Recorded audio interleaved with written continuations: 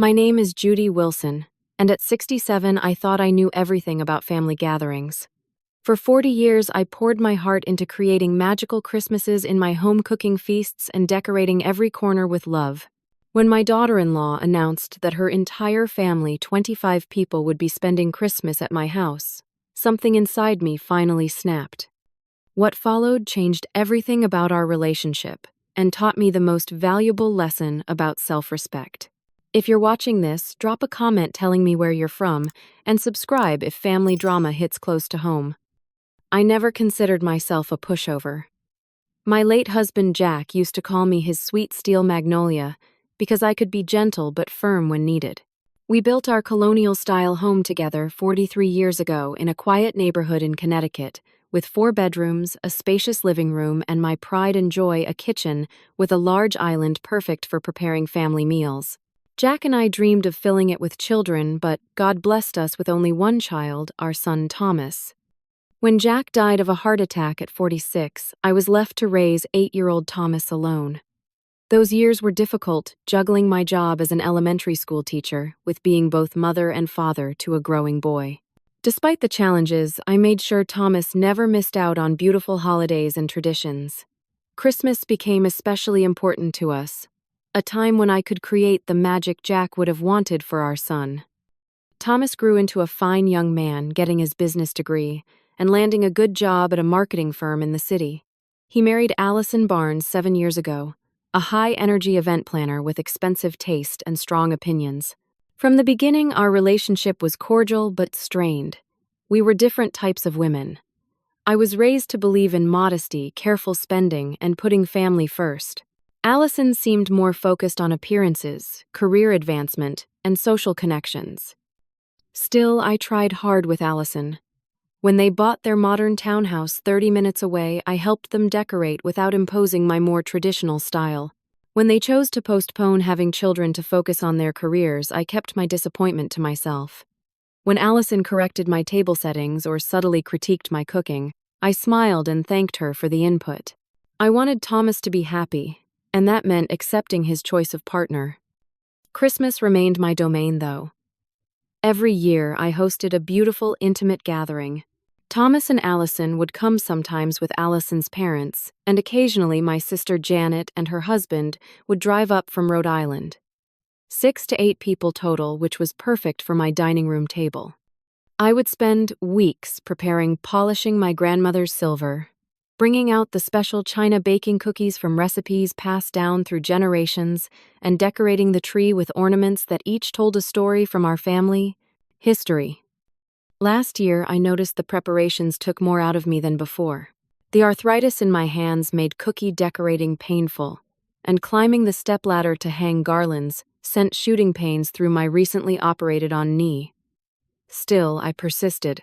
These traditions mattered, and seeing the joy on everyone's faces when they walked into my Christmas wonderland made every twinge worth it. This year, I was actually looking forward to scaling back a bit. Thomas had mentioned that Allison's parents might be visiting her brother in Seattle, and my sister Janet was planning a cruise with her husband. I thought perhaps just the 3 of us could have a quieter celebration. I even daydreamed about convincing Thomas and Allison to help more with the preparations, turning it into a new kind of family bonding. What I did not know was that Allison had entirely different plans brewing. Her family was large, extended, and mostly local.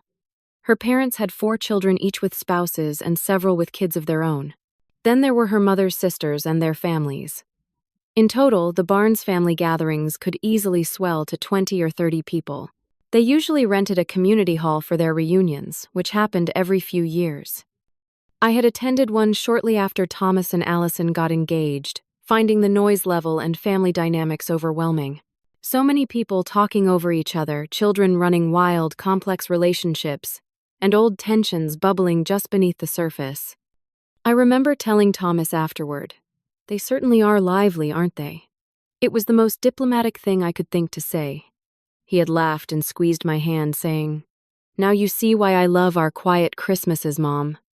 That comment had warmed my heart and reassured me that some traditions would remain sacred. I couldn't have been more wrong. The Sunday dinner 3 weeks before Christmas started like any other. I had prepared a pot roast Thomas's favorite since childhood, with roasted potatoes and my special honey-glazed carrots. The house was already decorated for Christmas, with twinkling lights in every window and the scent of pine and cinnamon in the air. Thomas and Allison arrived 20 minutes late, which wasn't unusual. What was strange was their demeanor. Thomas seemed oddly nervous, fidgeting with his napkin during the meal, while Allison had an excited gleam in her eyes that made me uneasy. They exchanged meaningful glances throughout dinner, clearly sharing some secret. I assumed perhaps they were finally going to announce a pregnancy, which would have been wonderful news despite my concerns about Allison's commitment to motherhood. I had just served my homemade apple pie with vanilla ice cream when Allison cleared her throat dramatically. "Judy, we have some great news," she said, her voice pitched higher than usual. "We've solved the Barnes family Christmas dilemma this year." I smiled politely, fork poised midair. "Oh, are they doing something special?" "They certainly are." Allison beamed, reaching for Thomas's hand. "They're all coming here." The fork froze halfway to my mouth. "Here to Connecticut." No, silly, Allison laughed as if I'd told a joke. "Here to your house for Christmas?" I carefully set my fork down, as the room seemed to tilt slightly. "My house. All of them."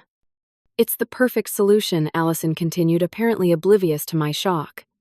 "The community center they usually rent is under renovation and no one else has a house big enough. But your place is just perfect with all this space." Thomas finally spoke up, still not meeting my eyes. "Mom, Allison thought it would be nice to bring everyone together here. You always put on such an amazing Christmas." "How many people exactly?" I asked, my voice sounding distant to my own ears. Allison waved her hand dismissively. "Just the immediate family. 25 people total.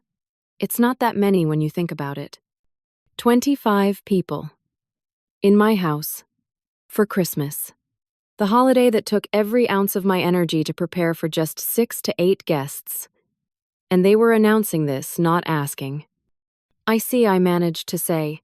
"And when did you decide this?" "Last month at my mom's birthday," Allison replied. "Everyone was wondering where to have Christmas since the community center isn't available. I told them not to worry, that we had the perfect place. They were all so relieved." Last month. They had planned this a month ago, and were only telling me now 3 weeks before Christmas. "I've already worked out all the details." Allison continued, excitedly pulling out her phone to show me lists. "We'll put the kids in the basement with sleeping bags like a fun campout. The elderly relatives can have the bedrooms upstairs. Everyone else can sleep on air mattresses in the living room and den." As she scrolled through her notes, I felt increasingly lightheaded. "And meals?" I asked faintly. "Oh, you always do such amazing Christmas meals, Judy. Everyone's looking forward to your famous turkey and all the trimmings. Mom remembers your pies from the engagement party and still talks about them." Thomas finally looked at me, misreading my shocked silence as hesitation rather than horror. "Mom, it'll be fine. You always manage to make Christmas special." Allison nodded enthusiastically. "And we'll help, of course. I'll bring some paper plates and plastic cups so you won't have to wash so many dishes. Oh, and we should move that antique side table out of the living room to make more space. And maybe the china cabinet, too. My grandmother's side table. My mother's china cabinet with all her cherished collections inside." "I see," I said again, unable to form more coherent thoughts. "They'll start arriving on the 23rd and stay through the 26th, Allison added. 4 days of family fun. Isn't it exciting?" What followed was a blur of details that I barely processed. Allison chattering about sleeping arrangements, meal plans, and how some relatives had dietary restrictions I would need to accommodate. Thomas occasionally chiming in with, "It'll be great, Mom, and the house will really be alive with Christmas spirit." I nodded and smiled mechanically. Decades of ingrained politeness preventing me from expressing the turmoil inside. When they finally left 2 hours later, I stood at the door, waving goodbye, maintaining the facade until their car disappeared down the street. Then I slowly walked to my bedroom, sat on the edge of my bed, and let the tears come. They had hijacked my Christmas, my home, my sanctuary. They expected me, a 67-year-old woman with arthritis and a bad knee, to cook, clean, and care for 25 people for 4 days. They would move my precious belongings, invade every corner of the home I had lovingly maintained, and never once had they actually asked if this was okay with me. That night, I lay awake until 3 a.m, staring at the ceiling, my heart pounding with anxiety. I thought about Thomas as a little boy, how I had taught him to ask permission to respect other people's homes and belongings. Where had that respectful boy gone?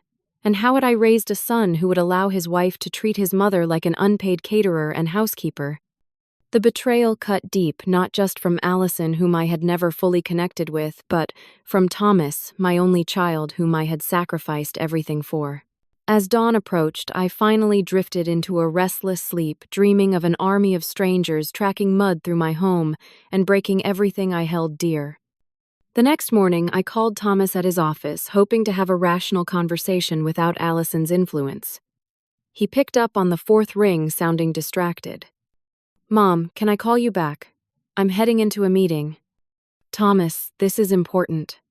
It's about Christmas." He sighed. "Mom, if you're worried about the food," Allison said, "her mom can bring some side dishes." "It's not just the food, Thomas. 25 people is a lot for this house. The plumbing isn't meant for that many showers. The dining room only seats 12 at most. And honestly, my knee has been giving me trouble since the surgery last spring. I'm not sure I can handle the physical demands of hosting so many people." There was a pause, and I hoped my practical concerns would resonate with him. "Mom, you always manage these things. Remember Cousin Sarah's wedding reception? You handled that beautifully. That was 15 years ago, Thomas. And it was just for an afternoon, not 4 days. And I was 52 then, not 67. Look, Mom, I understand you're anxious, but everything's already arranged. People have made travel plans. Allison has worked really hard organizing this." Without consulting me, I pointed out. "She wanted it to be a nice surprise," he said, his tone defensive now. "She thinks the world of your Christmas celebrations and wanted to share that with her family." "There's a difference between sharing and commandeering," I said, trying to keep my voice even. "Couldn't we scale it down, maybe just her immediate family?" "Mom, please don't make this difficult. Allison's really excited about this. If you make a fuss now, it'll seem like you don't want her family around." And there it was, the guilt trip. If I objected, I would be the villain, the difficult mother-in-law who didn't welcome her son's new family. "We can talk more on Sunday," Thomas said hurriedly. "I really have to go now. Love you, Mom." The call ended before I could respond. I sat at my kitchen table, staring at the phone, feeling unheard and dismissed. 2 days later, I decided to visit their townhouse, thinking a face-to-face conversation might be more productive. I brought a homemade coffee cake as a peace offering, arriving mid-morning when I knew Allison would be working from home. Thomas was surprised to see me but welcomed me in. Their home was sleek and modern, with minimalist decor that always made me feel slightly on edge, afraid to disturb the perfect order. Allison came downstairs in a stylish loungewear set that probably cost more than my entire wardrobe. "Judy, what a nice surprise." We sat in their living room with coffee and my cake, making small talk about the weather and neighborhood holiday decorations. Finally, I broached the subject. "I've been thinking about the Christmas arrangements," I began carefully. "While I'm touched that you want to include me in your family gathering, I'm concerned about the logistics of hosting so many people." Allison's smile remained fixed, but her eyes cooled. "What logistics specifically?" "Well, space for one thing. My house isn't as big as it might seem. But you have 4 bedrooms, a finished basement, and that huge living room," Allison countered. "Our place is half the size." "Yes, but for 25 people to sleep comfortably." "We'll make it work," Allison interrupted. "Everyone knows it'll be cozy. That's part of the Christmas charm." "And the meals," I continued. "Cooking for that many people with different dietary needs." "Oh, I've already handled that," Allison said brightly. "I've sent out a spreadsheet for everyone to fill in their dietary restrictions. 3 vegetarians, 1 vegan, 2 gluten-free, and Aunt Patricia is doing keto." My heart sank further. Different meals for different dietary needs would multiply the cooking work exponentially. The thing is, I tried again at my age, and with my knee the way at Island. Mom's concerned about the physical demands, Thomas interjected, finally seeming to hear me. Maybe we could hire some help for the heavy lifting. That's a great idea, I said, relieved that he was offering a solution. Perhaps we could also consider catering some of the meals. Allison's expression tightened. Catering. But everyone's looking forward to your home cooking, Judy. That's what makes it special. And honestly, with the money we're spending on gifts this year, catering isn't really in our budget. Not in their budget, but apparently in mine. I noticed she hadn't offered to contribute financially to this gathering that she had organized. Besides, she continued, I've already sent out all the invitations. Everyone's so excited. My cousin's kids keep asking about your famous Christmas tree with all the special ornaments. You've sent invitations. This was the first I'd heard of formal invitations. Just evites, she said casually. But yes, everyone's confirmed. Some are even booking flights. People were booking flights to come to my house, and I was just learning about it now. The situation was spiraling further out of my control with each passing minute. Thomas must have noticed my expression because he jumped in with forced cheerfulness. Mom, you love Christmas. You always say it's your favorite time of year. Don't you want to share that with Allison's family? Of course, but... Then it's settled, Allison said, standing up as if the discussion was over. Oh, I meant to ask, do you think we could move your craft supplies out of the guest room? My parents will be staying there and they'll need the closet space. My craft room. My private sanctuary where I made handcrafted gifts and scrapbooked family memories. Now to be emptied for guests I hadn't invited. As Allison led me on a tour of their recent home renovations, she casually mentioned more details about her plans for my house, rearranging furniture, setting up a buffet in my formal dining room, using my good china for the special guests, while others would use disposable plates. And we'll need to clear some space in your refrigerator and freezer, she added. Mom's bringing her special eggnog that needs to be chilled, and several people are bringing dishes that will need reheating.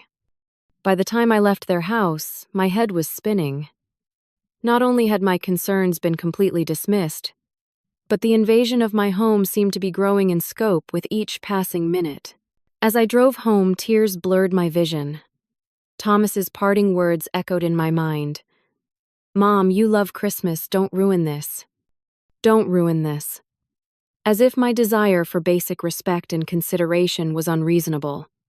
As if my physical limitations were an inconvenience to their plans. As if my home was simply a venue for their gathering, not my personal space filled with a lifetime of memories and treasures. The hurt was profound, but underneath it something else was beginning to stir. A feeling I hadn't experienced in a very long time, anger. Not just at Allison for her presumption, but at Thomas for his betrayal, and at myself for allowing them both to think this treatment was acceptable. The week that followed was a nightmare of escalating intrusions. On Tuesday, my phone rang 6 times with calls from Allison's relatives, each asking specific questions about accommodations. Her aunt wanted to know if I had hypoallergenic pillows for her husband. Her cousin inquired about parking space for their oversized SUV. Another relative asked detailed questions about my kitchen appliances because she planned to make her famous sweet potato casserole that required a specific type of mixer. I answered each call with increasingly strained politeness, feeling like a hotel concierge rather than a family member. On Wednesday afternoon, I returned from grocery shopping to find Allison's car in my driveway. I entered my home to discover her in my living room, with a tape measure sizing up the space. She had let herself in with the spare key Thomas had for emergencies. Oh, Judy, perfect timing, she said, as if there was nothing unusual about entering my home uninvited. I'm just measuring to see how many air mattresses we can fit in here. Allison, I wish you had called first, I said, setting down my grocery bags. I didn't want to bother you, she replied, continuing to measure. Oh, and I think we'll need to move this coffee table to the basement. And maybe this bookshelf too. The coffee table that Jack had made by hand for our 5th anniversary. The bookshelf filled with photo albums and mementos from Thomas's childhood. I'd prefer if those items stayed where they are, I said, trying to maintain composure. Allison looked surprised. But we need the space, Judy. Unless you want people sleeping on top of each other. Perhaps there are too many people coming for the space available, I suggested. She laughed as if I'd made a joke. It's a bit late for that, everyone's already committed. Oh, by the way, I was thinking we should move these china figurines somewhere safe. She gestured to the collection of Royal Doulton figurines that had belonged to my mother displayed proudly in the china cabinet. Children will be running around, and these look very breakable. Do you have a storage closet we could use? Before I could answer, she opened my china cabinet without permission and picked up the shepherdess figurine my father had given my mother on their last anniversary before he died. Allison, please don't touch those, I said sharply, my heart racing at seeing her handle the irreplaceable piece so casually. She set it down with a slight roll of her eyes. I'm just trying to protect your things, Judy. Kids can be wild during Christmas. Which is why perhaps this isn't the best venue for such a large gathering with children, I replied. Allison's phone rang, and she answered immediately, turning away from me. Hi, Mom. Yes, I'm at Judy's now. Yes, there's plenty of space, don't worry. She has this huge living room we're clearing out. I stood there in my own home, listening to her describe the rearrangement of my living spaces as if my opinion was irrelevant. When she hung up, she breezed past me toward the kitchen. I should check the pantry space too. Mom's bringing a lot of food that will need to be stored. I followed her, growing more distressed, as she opened my cabinets and began discussing which of my things could be temporarily relocated to make room for their supplies. When she finally left an hour later, I sat at my kitchen table feeling violated. My home no longer felt like my own. It had been surveyed, measured, and found barely adequate for their purposes, and my possessions were being categorized as either useful or in the way. The next day brought another shock. I was at my doctor's appointment for my knee follow-up when my phone buzzed with a text from my neighbor Carol. Is everything okay? There's a woman rearranging furniture in your living room. Saw through the window when walking dog. My blood ran cold. I called Carol immediately. She's still there, Carol confirmed. Moving your side table into the hallway. I thought you knew. I thanked her and hung up, then called Allison. No answer. I called Thomas at work. Mom, is something wrong? He asked, clearly in the middle of something. Is Allison at my house right now? I demanded. A pause. Yes. She mentioned stopping by to take some measurements for the holiday planning. Thomas. She's moving my furniture without permission, while I'm not even home. Another pause. I'm sure she's just trying to help, Mom. To get things ready so you don't have to do the heavy lifting. That's not the point, I said, my voice shaking now. It's my home, Thomas. My furniture. My life. And she's rearranging it without even asking. Mom, please don't make this a big deal. Allison's under a lot of pressure coordinating everything. She's just trying to make Christmas special. By treating my home like a rental property. By moving the furniture that your father and I chose together. Do my feelings matter at all in this? Thomas sighed heavily. Of course they do.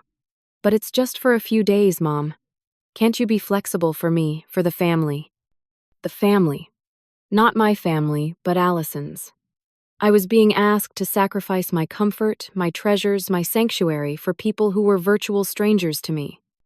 I need to go, I said abruptly. My doctor is calling me in. That evening, I returned home to find my living room transformed. The side table was indeed in the hallway. The bookshelf had been emptied, its contents piled haphazardly in a corner. The shelf itself moved to the basement. The armchair where I sat each morning for coffee had been pushed against the wall to create flow according to the note Allison had left on my kitchen counter.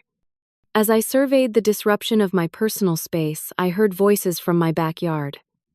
Looking out the window, I saw Allison with her mother walking the perimeter of my garden, gesturing and discussing as if planning a renovation. They had come back while I was gone, helping themselves to my property again. I watched frozen as they pointed at my garden benches, nodding in agreement about something. My late husband had built those benches by hand. They were weathered now, but precious to me, positioned precisely where Jack and I used to enjoy morning coffee together. Before I could go outside to confront them, my phone rang. It was Thomas again. Mom, Allison just texted me that you seemed upset earlier. I know this is a lot, but she says you're being difficult about some of the arrangements. Difficult, I repeated in disbelief. Thomas. She entered my home while I was out and rearranged my furniture without permission. Now she's in my garden with her mother planning God knows what other changes to my property. How is it difficult to expect basic courtesy and respect? She's just excited, Mom. She wants everything to be perfect. You know how she gets with her event planning background. This isn't one of her corporate events, Thomas. This is my home. My life. It's my home too, he said quietly. Or at least it was. I grew up there. Don't I get a say in how we celebrate Christmas in our family home? The manipulation was so transparent it took my breath away. Yes, he had grown up here, but he had moved out 15 years ago. He had built his own home with Allison. This was my home now, the place I had continued to maintain and cherish alone after his father died, after he left for college, after he married and moved on with his life. Allison told me you made her cry, Thomas added, his voice accusing now. She said you don't want her family to feel welcome. I had done no such thing, but I recognized the tactic. I was being painted as the villain, the difficult mother-in-law standing in the way of family harmony. That night my knee throbbed with pain, the stress exacerbating the underlying inflammation. I took an extra pain pill and lay awake staring at the ceiling just as I had the night they first announced their plans. But this time, instead of hurt and confusion, I felt something crystallizing within me. A resolve born of decades of putting others first, of sacrificing my needs and wants for the comfort of others. I remembered Jack's words from so long ago during a disagreement with a demanding school parent when I was teaching Judy, honey. You can be kind without being a doormat. Some people will take everything you're willing to give and then demand more. You've got to draw the line somewhere. I had never been good at drawing lines. I prided myself on being accommodating, on making others comfortable even at my own expense. It had seemed like a virtue, this selflessness. But lying there in the dark, my home already being dismantled around me for the convenience of others, I realized it had become a weakness that others were all too willing to exploit. The final straw came the next morning. I had gone to my follow-up physical therapy appointment for my knee, scheduling it early so I could be home before Allison might arrive for any more preparations. But when I pulled into my driveway just after 11, her car was already there. I entered quietly through the side door, hearing voices from upstairs. Following the sound, I discovered Allison in my bedroom, going through my closet with her mother on the phone on speaker. No, I don't think we need to move all her clothes, Allison was saying, sliding my carefully hung blouses along the rod. But we should clear at least half this closet for Dad and Uncle Robert's things. And check the dresser drawers too, her mother's voice replied through the phone.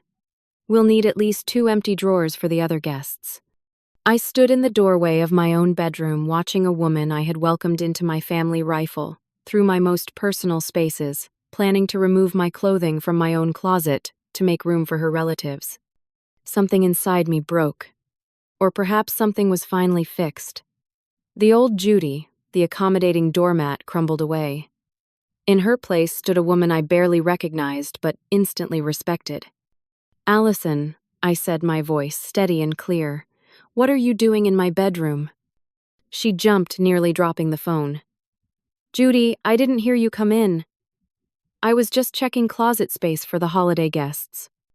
In my bedroom, without my permission. Her mother's voice came through the speaker. Is that Judy? Hi, Judy. We're so excited about Christmas at your place. Such a lovely home you have. Allison smiled nervously.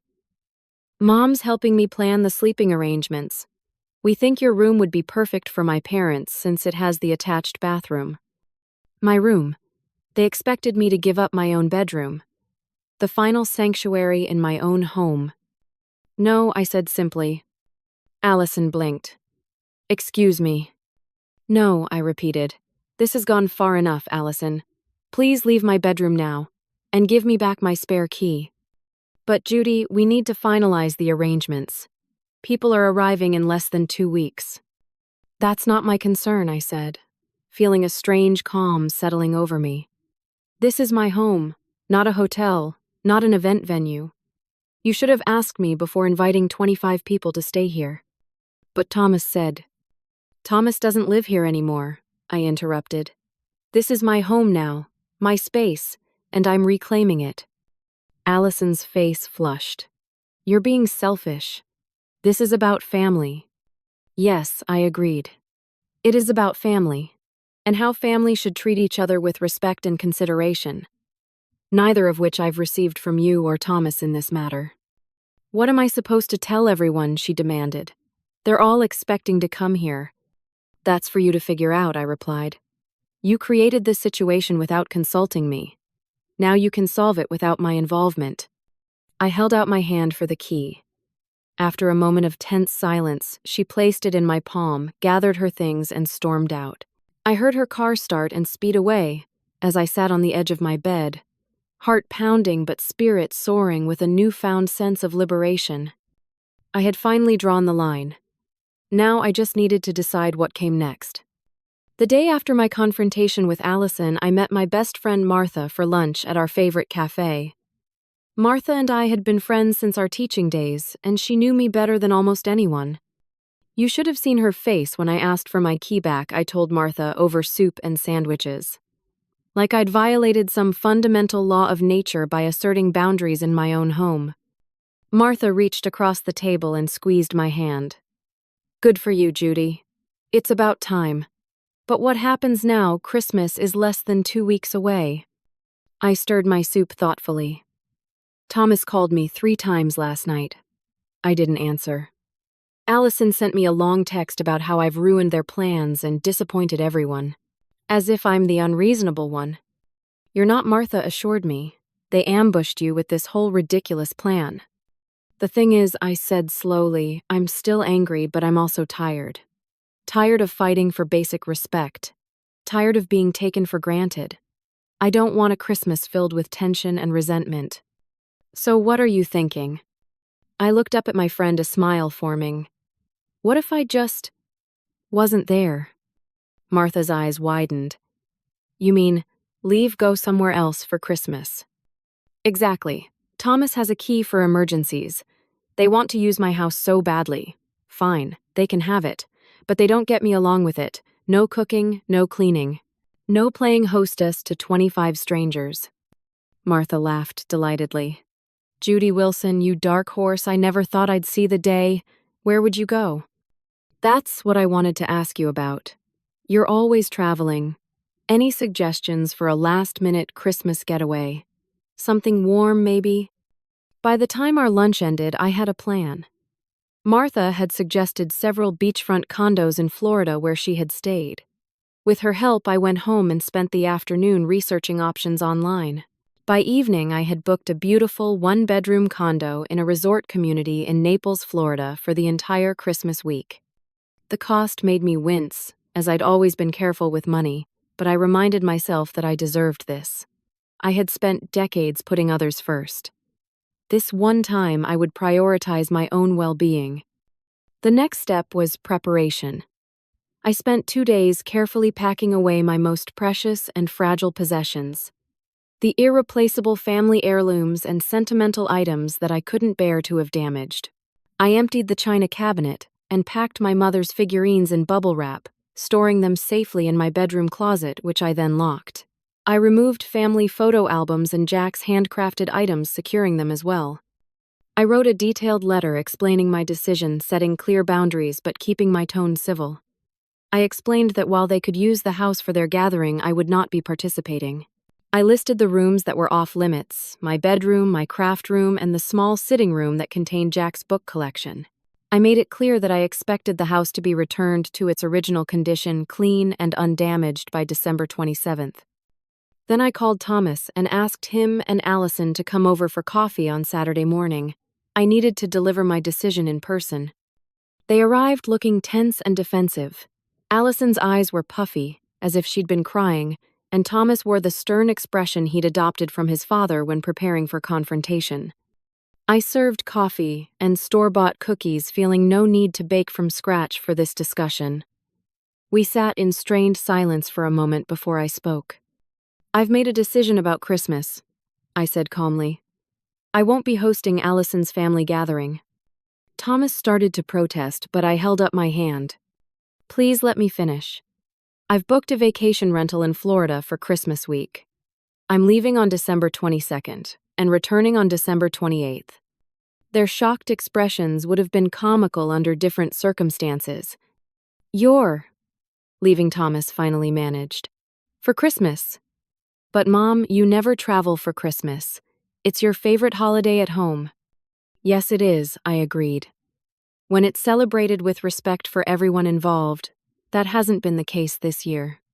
So you're just abandoning us, Allison asked, her voice rising. What are we supposed to tell my family? You're welcome to use the house, I said, sliding the letter across the table. I've outlined everything here. Which rooms are available, which are locked and off limits. The pantry is stocked with basic supplies. The freezer has space cleared for your mother's special eggnog. The living room has been returned to its original arrangement, but you may move furniture as needed as long as it's all put back before I return. They stared at me as if I'd started speaking in tongues. But who will cook Christmas dinner? Allison asked, looking genuinely confused. I smiled pleasantly. That will be your responsibility, Allison.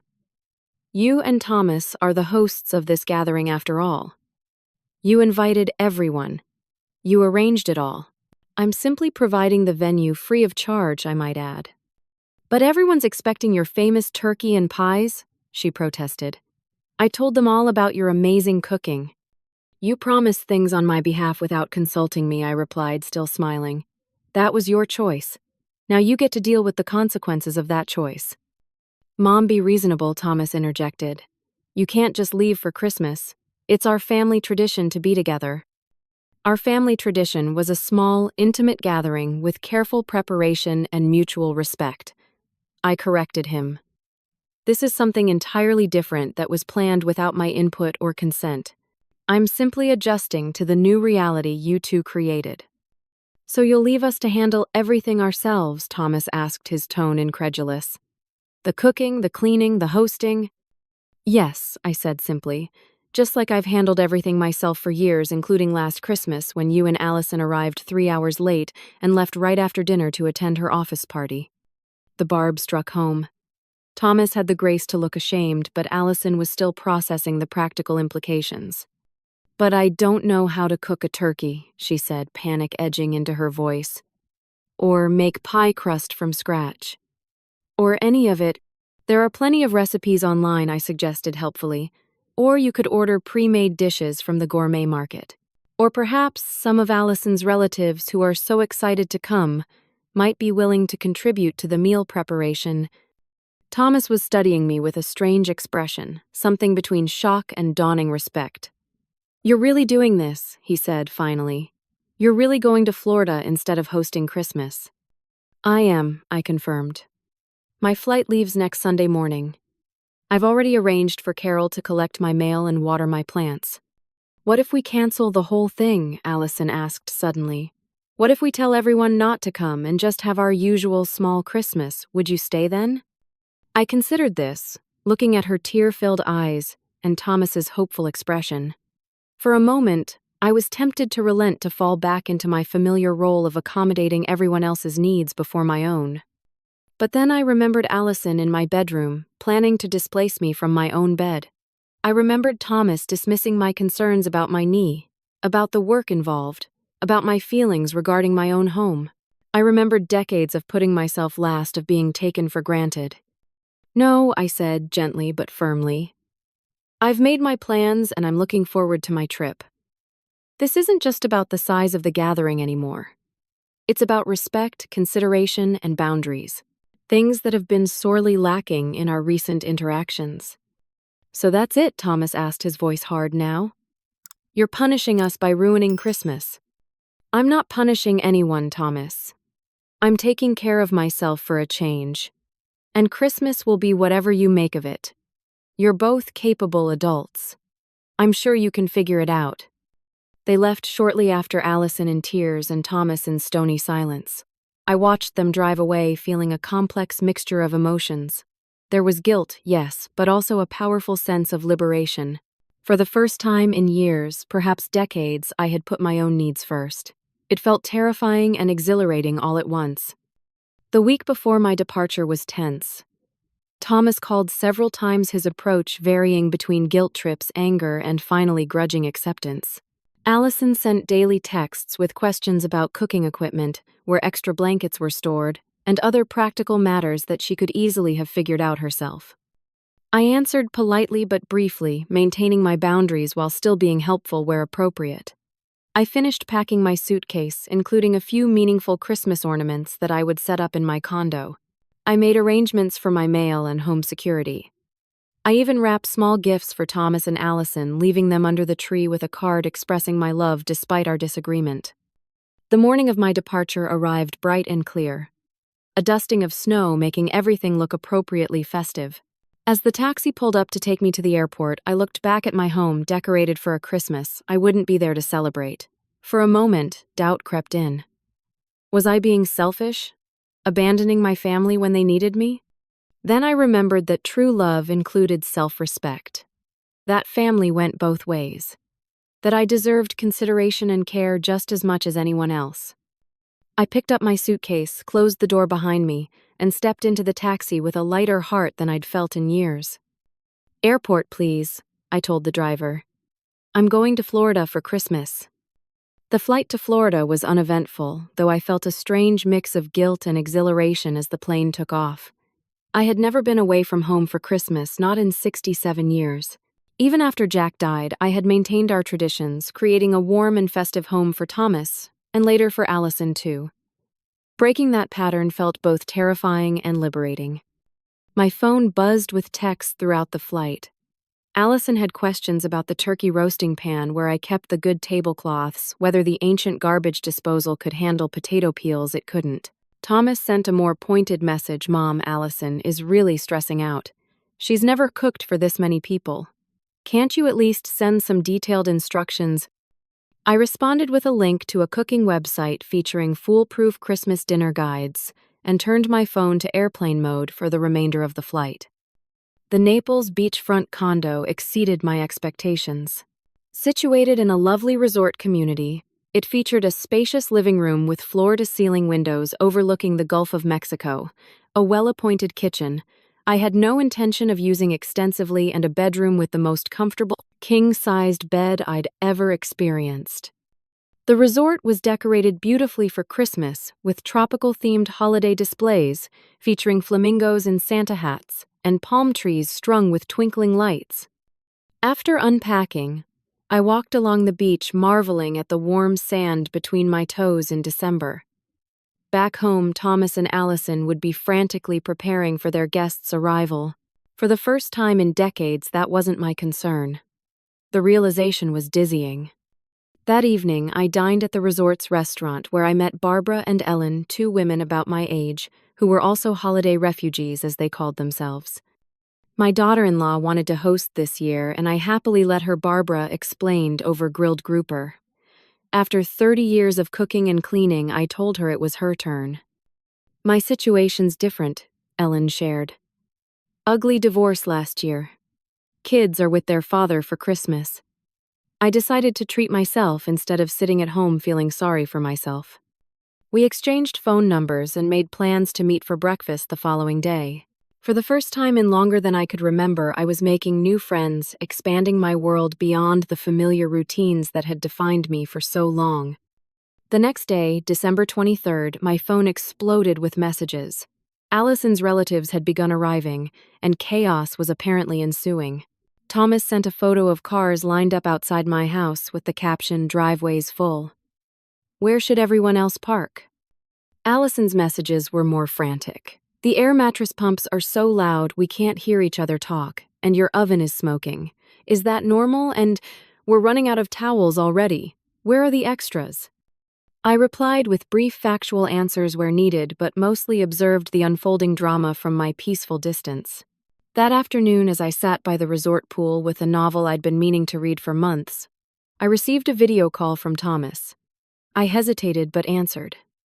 The scene on my screen was one of complete chaos. People were crowded into my living room, children running and shouting in the background. Thomas looked harried, his hair standing on end. Mom, quick question. The circuit breaker keeps tripping when we try to run the microwave and coffee maker at the same time. How do we fix that? You can't, I replied calmly. The kitchen wiring is old. I've always been careful not to overload that circuit. There's a reason I have a schedule posted inside the pantry door about which appliances can run simultaneously. A schedule? I didn't see any schedule, Thomas said, looking even more frazzled. It's been there for 20 years, dear. Right inside the pantry door. In the background, I heard a crash followed by a child's wail. Thomas winced. Everything okay? I asked mildly. Fine. Just busier than expected. Allison's aunt brought her dog even though we said no pets. It just knocked over a lamp. The blue one from the side table. My grandmother's Wedgwood lamp. I took a deep breath, reminding myself that it was just a thing, not a person. Still, I felt a pang at the cavalier way he reported its destruction. I'm sorry to hear that. Was anyone hurt? No, just the lamp. Look, Mom, I should go. We're trying to figure out sleeping arrangements. There are more people than we expected. Allison's cousins brought friends. More people than expected. In my home. Using my utilities, my space, probably breaking more of my things. Good luck with that, I said pleasantly. I'm heading to the beach for a sunset walk. The weather here is lovely. I saw a flash of something in Thomas's eyes. Envy, regret. Before he could respond, there was another crash and more shouting. The call ended abruptly. I put down my phone and picked up my novel again, but found it hard to concentrate. Part of me felt guilty for abandoning Thomas to this chaos of his and Allison's creation. Another part, the newer, stronger part, reminded me that natural consequences were the best teachers. They had created this situation. Now they were experiencing the reality of what they had so blithely expected me to handle alone. Christmas Eve brought more messages and calls, each more desperate than the last. The plumbing was backing up from overuse. The refrigerator couldn't hold all the food. Someone had spilled red wine on my beige living room carpet. Allison was in tears because her carefully planned Christmas Eve dinner was falling apart with too many cooks in the kitchen and conflicting family recipes. I spent the day with my new friends taking a boat tour to watch dolphins, then attending a lovely Christmas Eve concert in the resort's garden. I kept my phone on silent, checking it only occasionally. Each time there were more messages detailing the unfolding disaster back home. Just before midnight, as I sat on my balcony watching the moonlight on the water, my phone rang. It was Thomas. I answered, hearing what sounded like a quieter house in the background. Mom, he said, his voice subdued. I think I owe you an apology. I waited, saying nothing. This island, it's overwhelming. The cooking, the cleaning, the managing of everyone's needs and complaints. And there are so many people. Too many for this house, honestly. Yes, I agreed simply. I don't know how you've done this every year. Even with our smaller gatherings. The amount of work is incredible. Yes, said Island. And now I understand why you were upset about not being consulted. We should never have planned this without talking to you first. It's your home. You know its limitations. I felt a warmth that had nothing to do with the Florida night. Thank you for recognizing that, Thomas. Allison's struggling, he continued. She had this vision of a perfect family Christmas, but the reality is so different. Everyone's complaining. The kids are bored and breaking things. Her mother is critiquing everything we do. It's a nightmare. I'm sorry it's not going well, I said and meant it. Despite everything, I loved my son and wanted him to be happy. No, don't be sorry. We did this to ourselves. And to you. He paused. Are you having a good Christmas, Mom? Are you okay there alone? I'm not alone, I told him. I've made friends. I'm enjoying myself tremendously. My knee hasn't hurt in days with all this warm weather, and I'm reading books, walking on the beach, and eating meals I didn't have to cook.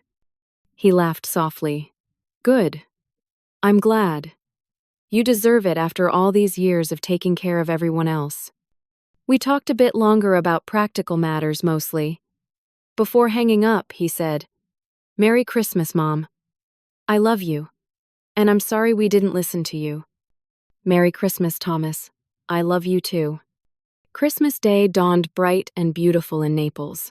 I wore a festive red sundress to breakfast with my new friends, where we exchanged small gifts we'd picked up at the resort shop.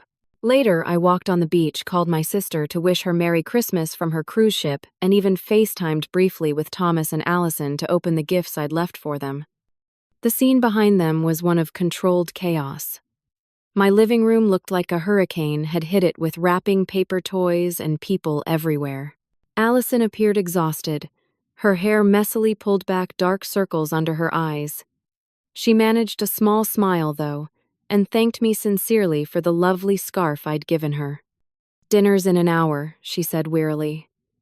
"I've been cooking since 5 this morning. The turkey looks, well, it's definitely cooked, though maybe a bit too much on one side." "I'm sure it will be delicious," I assured her. "Cooking for that many people is a tremendous undertaking." "I don't know how you've done it all these years," she said, echoing Thomas's words from the night before. "I'm completely wiped out, and I had help." We chatted a bit longer before ending the call, so they could return to their hosting duties.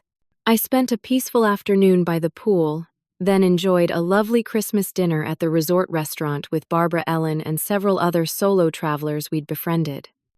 As the week progressed, the messages from home became less frequent but more substantive. Photos showed the aftermath of the gathering: stained carpets, a broken dining chair, scratches on the hardwood floor from someone's dog. But there were also glimpses of genuine family moments. Children opening gifts, elderly relatives, sharing stories, even Allison laughing as she served a lopsided but apparently edible Christmas pudding. On December 26th, Thomas called to let me know most of the guests had left, with only Allison's parents staying one more night. He sounded exhausted but reflective. "We're cleaning up now," he said, "or trying to. There's so much damage control needed. I'm calling a carpet cleaning service tomorrow." "I appreciate that," I said. "Mom, I've been thinking a lot about what happened, about how we treated you. It wasn't right." "No, it wasn't," I agreed. I think I've gotten used to you always accommodating everyone else, always putting yourself last. I took advantage of that, and I let Allison do the same." It was a moment of rare insight from my son, one that touched me deeply. "Thank you for recognizing that, Thomas. It means a lot to me." "We'll make it right," he promised. "The house will be spotless when you get back. And next Christmas will be completely different. Maybe we could start a new tradition. Something smaller, more manageable, with everyone contributing." I'd like that, I told him. Very much. When I finally returned home on December 28th, I approached my house with some trepidation. From the outside, everything looked normal. Inside was a different story. Despite Thomas's assurances that they had cleaned thoroughly, the house was far from its usual state. The carpet cleaner had removed the worst of the wine stains, but faint outlines remained. There were chips in my good china, scratches on the coffee table, and a mysterious, sticky substance on the kitchen ceiling that defied explanation. My initial reaction was anger, seeing my carefully maintained home in such condition. But as I walked through the rooms, I noticed other things too. A handwritten note of thanks from Allison's elderly aunt, a refrigerator stocked with prepared meals, clearly bought to make my first days back easier, a vase of fresh flowers on the dining table with a card from Thomas and Allison. The card read simply, "We understand now. Thank you for the lesson in boundaries and respect. We love you." It wasn't perfect. There was still damage to repair, literally and figuratively. But it was a beginning, a recognition that things needed to change. And for the first time in my relationship with my son and daughter-in-law, I felt truly seen. The week after my return was one of readjustment. I moved furniture back to its proper places, assessed damage to be repaired, and slowly reclaimed my space. Thomas came by daily, sometimes with Allison, sometimes alone, helping with the heavier tasks and addressing the worst of the damage. "The carpet cleaner is coming back tomorrow to work on that last stain," he told me on New Year's Eve, as we sat having tea in my newly restored living room. And I found someone who can repair the chip in Grandma's china cabinet. Thank you, I said, sipping my tea. I appreciate all the effort you're putting into making things right. Thomas looked around the room thoughtfully. You know, I never really understood how much work goes into maintaining a home like this. All these years you've kept everything so perfect, so welcoming. I just took it for granted. Most people do, I replied. Home maintenance is largely invisible work until something goes wrong. Well, I see it now, he said firmly. And I want you to know that Allison does too. This experience has been eye-opening for both of us. Later that evening, Allison stopped by with a small New Year's gift, a beautiful journal with an inscription inside the cover, for new adventures and stronger boundaries. With love and respect. I wanted to talk to you, she said as we sat in the kitchen, about Christmas and everything that happened before. I nodded, giving her space to continue. I was thoughtless, she admitted, and entitled. I was so focused on creating this perfect family gathering that I completely disregarded your feelings and your right to make decisions about your own home. Yes, you did, I agreed, but gently. The thing is, she continued, I've always admired how you make everything look so effortless. Your beautiful home, your amazing meals, the way you accommodate everyone's needs without complaint. I wanted to recreate that magic for my family to show them what Christmas could be like. But I didn't consider the years of experience behind that effortlessness or the physical and emotional labor involved.